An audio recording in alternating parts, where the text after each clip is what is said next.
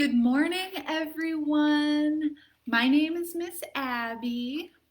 I'm going to give some people just a little bit of time to settle in. I am the Youth Services Librarian at the Buckhead branch.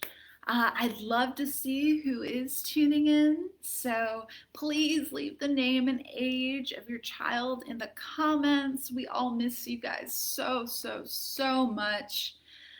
But while we're waiting, I'll remind everyone that September is actually a very special month because it is Library Card Sign Up Month. Yay! So head on over to fulcolibrary.org to learn how to get a library card, place some holds on some wonderful books, and pick them up using our new curbside service. It's really a great thing we're doing there. All right, so I'm going to give people just a little bit more time. How are y'all doing today? How's the weather been? It's been pretty hot, hasn't it? Yeah. It's always a bummer. Whenever September starts, I always want it to be fall. I want it to be cold, but sometimes it just takes a little bit longer and we have to be patient. Okay, so I'm going to go ahead and start with a welcome song that's to the same tune as Farmer in the Dell, and it goes like this. We clap and sing hello, we clap and sing hello. With all our friends, it's story time. We clap and sing hello. We wave and sing hello. We wave and sing hello. With all our friends, it's story time. We wave and sing hello. We smile and sing hello. We smile and sing hello. With all our friends, it's story time. We smile and sing hello. So hello, everybody. I hope you guys are having a wonderful morning. And so now I am going to welcome a very special guest to help me out today. It's, drumroll please, Unity the unicorn, my best friend. Now you'll have to excuse her manners. She's very shy, but that's the other thing that I'd like to recommend to you guys as you start opening books and reading them and sounding out words. It's really great if you have a companion with you to read out loud to. How many of you have pets or a best friend just like Unity? I really encourage you guys as you start your reading journey to incorporate a little buddy. All right, so Unity, how are you today? Excited for story time? Me too. So today's story time is just a little different because it's all about poetry. Now, does anyone know what poetry is? There are a lot of different definitions, but as we continue on, I'd like you to think about what makes poetry different from other classic stories. So pay attention, Unity, and we'll learn some new things together. All right, so the first poem I'm going to read is by a famous author named Shel Silverstein from his book Where the Sidewalk Ends, and it is called Magic. All right, are you ready, Unity? I know I am. So let's go. It's called Magic. Sandra's seen a leprechaun. Eddie's touched a troll. Laurie danced with witches once. And Charlie found some goblin's gold. Ooh. Donald heard a mermaid sing. Susie spied an elf. But all the magic I have known, I've had to make myself. Now, I chose that poem because poetry, in my opinion, is its own kind of magic because it takes concepts and turns them into these wonderful little tidbits of art. Now, you might have noticed that in this one, poems are usually a lot shorter than stories. So, yeah, that's how short that poem was. And a lot of them rhyme. So, here's another one by Shel Silverstein called Smart. And it's pretty funny, I think. My dad gave me a $1 bill because I'm his smartest son. And I swapped it for 2 shiny quarters because 2 is more than 1. Uh-oh, but are 2 quarters worth more than $1? I don't think so. And then I took the quarters and traded them to Lou for 3 dimes. I guess he didn't know that 3 is more than 2. Oh no, so then he went from 50 cents to 30. Just then along came old blind Bates, and just 'cause he can't see, he gave me 4 nickels for my 3 dimes, and 4 is more than 3. Uh-oh, so now he's down to 20 cents. And I took the nickels to Hiram Coombs down at the seed feed store, and the fool gave me 5 pennies for them, and 5 is more than 4. Uh-oh, but how much are 5 pennies worth? That's right, only 5 cents. And then I went and showed my dad, and he got red in the cheeks and closed his eyes and shook his head, too proud of me to speak. All right, so that's kind of silly. So what's so silly about it? That's right, Unity. It's silly because he started out with $1 and ends up with just 5 cents. So this shows that poems can be pretty funny too. And so here's another fun one that you may have heard before, and it's called Sick. And you can see the little illustration of that little girl who's stuck in bed. Let's see what happens. I cannot go to school today, said little Peggy Ann McKay. I have the measles and the mumps, a gash, a rash, and purple bumps. Ooh. My mouth is wet, my throat is dry, and I'm going blind in my right eye. My tonsils are as big as rocks. I've counted 16 chicken pox. And there's one more, that's 17. And don't you think my face looks green? My leg is cut, my eyes are blue. It might be instamatic flu. I cough and sneeze and gasp and choke. I'm sure that my left leg is broke. My hip hurts when I move my chin. My belly button's caving in. My back is wrenched, my ankle's sprained. My appendix pains each time it rains. My nose is cold, my toes are numb, and I have a sliver in my thumb. My neck is stiff, my voice is weak. I hardly whisper when I speak. My tongue is filling up my mouth. I think my hair is falling out. My elbow's bent, my spine ain't straight. My temperature is 108. My brain is shrunk, I cannot hear. There is a hole inside my ear. I have a hangnail and my heart is... What?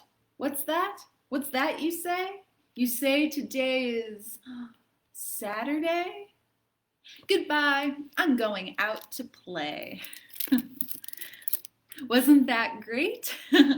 I love that poem because it really makes you question the person who's speaking in the poem. So you tell me, do you think little Peggy Ann McKay was really sick? That's right, Unity. I think she was just trying to get out of school. But then she figures out that it's Saturday, and so she jumps right out of bed. Now, while all the poems I've read so far do rhyme, this next book shows that poetry isn't just about rhyming, but also for taking things that seem weird and impossible and writing about them in a way that celebrates the weird and impossible. All right, so this book is called This is a Poem That Heals Fish by Jean-Pierre Simon. And what's that, Unity? The title doesn't make any sense? That's a good observation, but let's see what happens. Okay.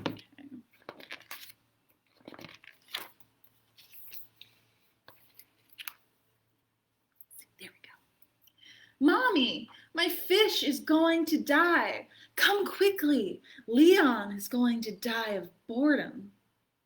Arthur's mommy looks at him. She closes her eyes. She opens her eyes. So yeah, there's Arthur looking at his fish named Leon. Then his mom smiles. Hurry, give him a poem. And she leaves for her tuba lesson.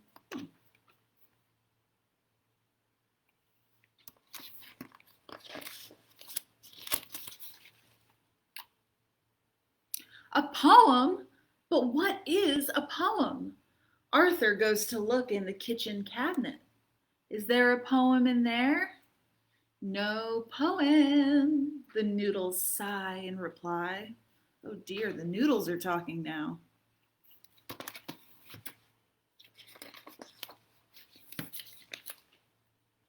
Arthur rummages around among the cleaning supplies. No poem either, sniffles the saggy rag, which is always damp and cold. Arthur looks under his parents' bed. Nope, no poem, not even a paddle to push away the dust balls.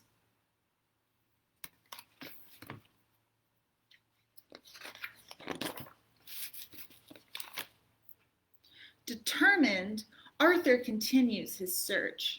He runs to Lolo's bicycle shop. Lolo knows everything, laughs all the time, and is always in love. He is repairing a tire and singing. Isn't that nice?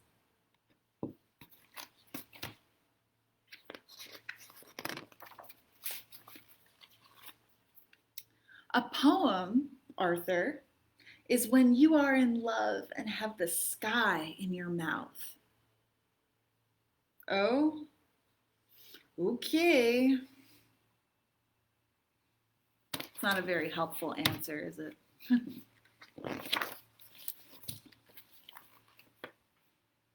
Arthur goes to see his friend, Mrs. Round, the baker. She sells a loaf of bread and 3 rolls to Mrs. Point.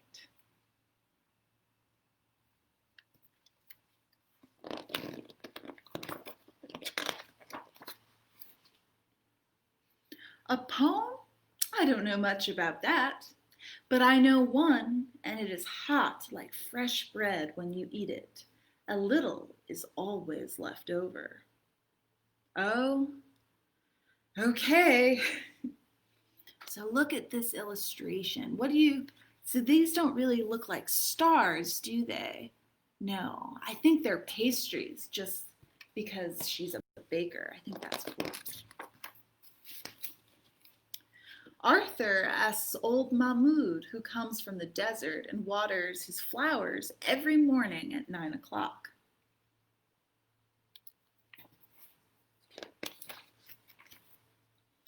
Mahmoud replies without hesitation, a poem is when you hear the heartbeat of a stone. Oh, all right. Oh man, poor Arthur's not getting a straight answer, is he? The heartbeat, oh no, poor Leon. Arthur rushes home. His fish appears to be asleep. He is floating gently amidst the seaweed as if thinking. Arthur goes straight to the other end of the house to question his canary, Aristophanes, who is no bird brain.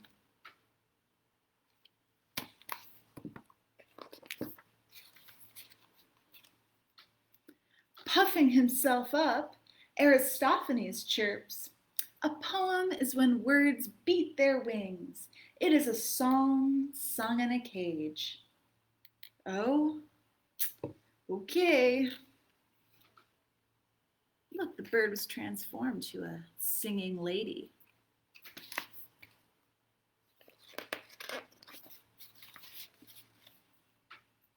Then Grandma arrives in her new car with her dog and 3 jars of jam. Yummy.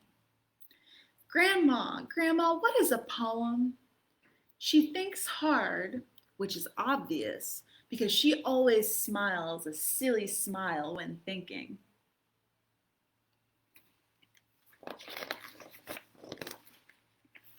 Oh, wow, look at that. When you put your old sweater on backwards or inside out, dear Arthur, you might say that it is new again. A poem turns words around, upside down, and suddenly, the world is new. Oh, okay. Wow, look at that. A whale is upside down. But ask your grandpa. He often writes poems instead of repairing the pipes. So look, now he's going to visit his grandpa. "A poem?" Grandpa says, tugging on his mustache and looking worried.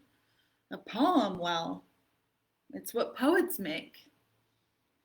"Oh, all right."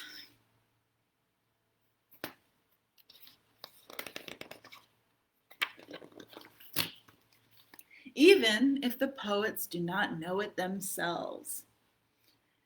Agitated, Arthur goes back to look at his beloved fish. Leon sleeps soundly beneath a large stone, half hidden by the seaweed.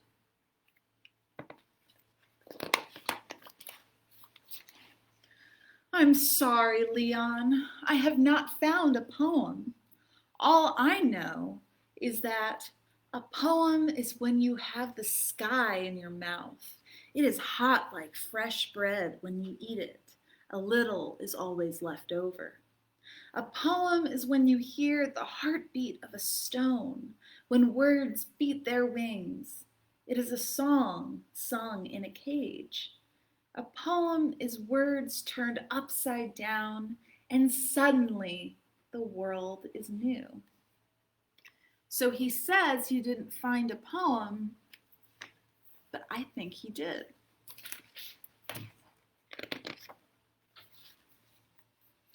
Leon opens one eye, then the other, and for the first time in his life, he speaks.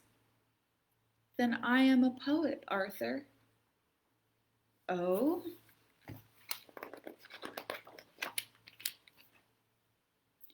"And my poem is my silence."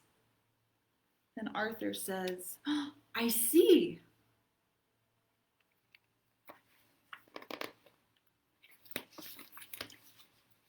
Wow, look at this. So we're going to put together all that we've heard so far. What poets make? A poem is words turned upside down. A poem is when you have the sky in your mouth, inside out, words turned. My silence. A poem is, and suddenly. A poem is when you hear the heartbeat of a stone. My silence, and suddenly, and suddenly, and suddenly. The world is new. The world is new. A poem is words turned upside down, beating, beating. It is hot like fresh bread, the heartbeat of a stone. This is not a fish that heals poems. The end. Now, was that a little confusing? It's supposed to be. Poems can take almost any form and use lots of interesting images to express themselves. Unity, what do you think? Well said. She says The book was about how poetry can transform itself into almost any shape, kind of like a chameleon that changes its colors. Very good observation, Unity. I'm proud of you. All right, I just have a couple more poems for you, and we're going to return to Shel Silverstein. Here's a fun one called Bad Cold that lends itself to a pretty dramatic reading, I think. And here's, look, he's got a pretty bad cold, right? This cold is too much for my shirt sleeve. Go get me a Kleenex and fast. I sniffle and wheeze and I'm ready to sneeze and I don't know how long I can last. Achoo! It's too wet for a Kleenex, so bring me a handkerchief quick. It's achoo! No joke, now the handkerchief's soaked. Hey, a dish towel might do the trick. Achoo! It's too much for a bath towel. There never has been such a cold. I'll be better off with that big tablecloth. No, bring me the flag off the pole. Achoo! Bring the clothes from the closet. Achoo! Get the sheets from the bed. The drapes off the window, the rugs off the floor to soak up this cold in my head. Ooh. Achoo! Hurry down to the circus and ask if they'll lend you the tent. You say they said yes? Here it comes. Lord be blessed. Here it is. Achoo! There it went. I like that one. So, Unity, let's talk about you for a second. What is your favorite animal? Besides unicorns? Kangaroos? Well, I have just the poem for that. And it's called Kangarooby. And here's the little sketch that goes with it. Kangarooby. Hop, nibble, nibble and hop. What else can you do but chew that wattle tree bottom to top when you're a kangaroo? You live down in the dusty bush, far from the traffic zoom, with 20 other kangaroos in one little kangaroo. And when you feel like dancing, you simply shake a hoof and hop on the top of your little hut on your leafy kangaroo.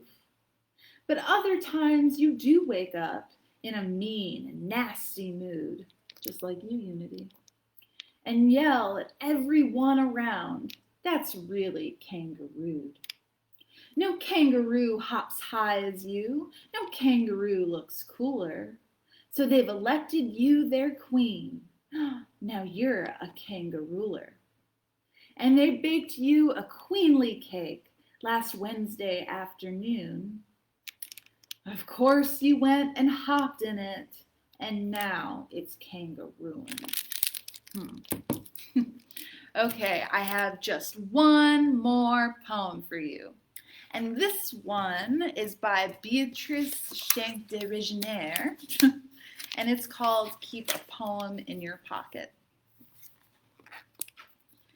Keep a poem in your pocket and a picture in your head, and you'll never feel lonely at night when you're in bed. The little poem will sing to you, the little picture bring to you, a dozen dreams to dance to you at night when you're in bed. So keep a poem in your pocket and a picture in your head, and you'll never, ever feel lonely at night when you're in bed. All right, did you enjoy that, Unity? Me too. Now, I hope you all enjoyed learning about poetry with me. I had so much fun. And now it's time for our goodbye bubbles. It's a little loud, so let's see if it works. Ready? Oh, no, there it goes.